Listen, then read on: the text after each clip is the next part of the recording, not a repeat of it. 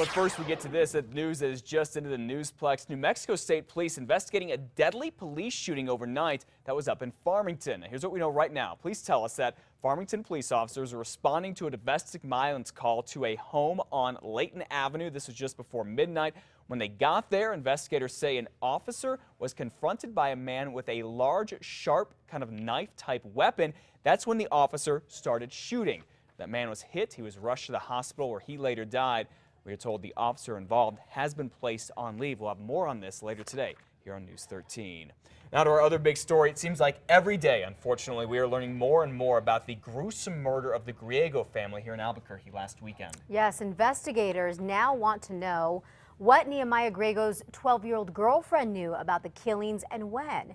Investigators think Nehemiah was with her for hours after they say he killed his parents, his younger brother, and two sisters early Saturday. They also say that he thought about killing his girlfriend's parents and shooting up a Walmart store.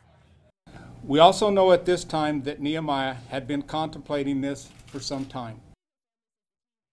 Sheriff Dan Houston says Nehemiah does not have a history of any mental health problems. The family of Nehemiah Griego is speaking out. They did issue a statement saying Nehemiah is not the monster that the media is making him out to be.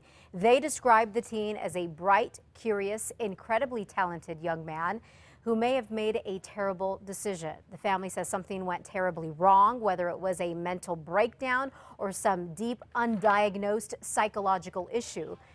Again, the Griegos say that Nehemiah was loved and supported and that he was active in his church. Nehemiah apparently wanted to join the military and go to New Mexico Military Institution to study engineering or history. Well, investigators say Nehemiah was frustrated with his mother, but they're also trying to figure out exactly what they think set him off. Now, as they do that, District Attorney Kerry Brandenburg here says that Nehemiah will basically be tried as an adult on 5 counts of murder. He waived his first appearance in court yesterday and is now in the Bernalillo County Juvenile Detention Center. It's where he's going to stay because he doesn't have bond right now.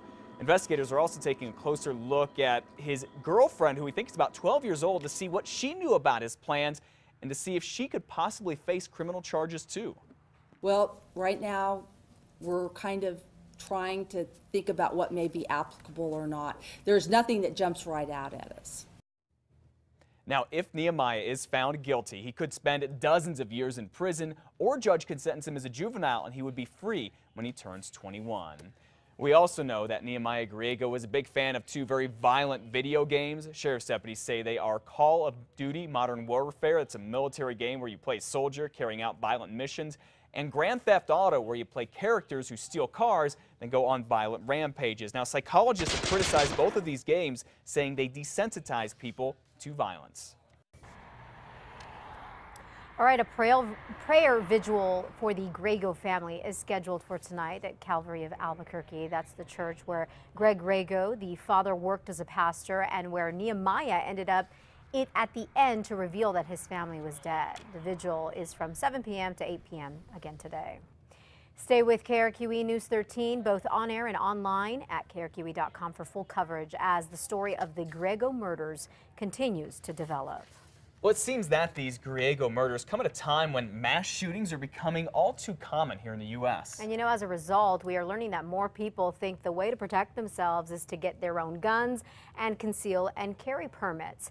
Our News 13's David Romero is live in Albuquerque, where there are a number of people, David, I understand, applying for these permits. That's right, Elizabeth. The numbers are way up. In fact, the number of requests has gone up so much there's now a backlog to get them all approved. They're scenes nobody wants to see happen here in New Mexico. Deadly shootings, all in locations where most expect to feel safe. There's nowhere we could really go and feel safe now. You thought going and seeing a movie you would feel safe, and you can't no more. Even going grocery shopping. And so I want to protect my family the most I can. Places like Caliber Shooters Sports Center in Albuquerque have been bombarded with questions and requests on how to apply for concealed carry permits for handguns.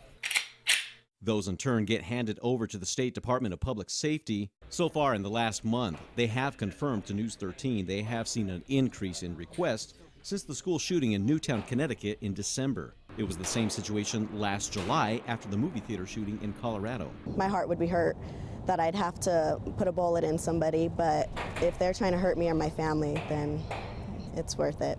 The usual 45 to 60 days to get the permit has now been pushed back to 60 to 90 days. We have one son, and then we're having one on the way, so we kind of want to get protected for ourselves and our children. And of course, the cost for the required class is about $230. That's on top of a $100 application fee that goes to the state, and you have to renew it about every 2 years. Elizabeth, back to you. All right, David, very good to know. Thank you. The Department of Public Safety tells us that they have brought on temporary employees to help deal with the backlog of concealed carry requests. In other news for you this morning, a mom in Albuquerque in a lot of trouble right now after police say they found her drunk and passed out in her car with 2 young kids inside. Officers say they found this woman, Sabrina Montoya, passed out near Rosemont and 12th Street Northwest with the car running and 2 kids in the back seat this weekend. They gave her a breathalyzer test and say she failed it, so they arrested her. The kids went into state custody after that. And a man arrested in a disturbing child pornography case in Hobbs is now dead. Police say that Rene Vanderpool hanged himself inside jail yesterday. This is after he was arrested, accused of having more than 30 pictures and videos of child porn on his computer.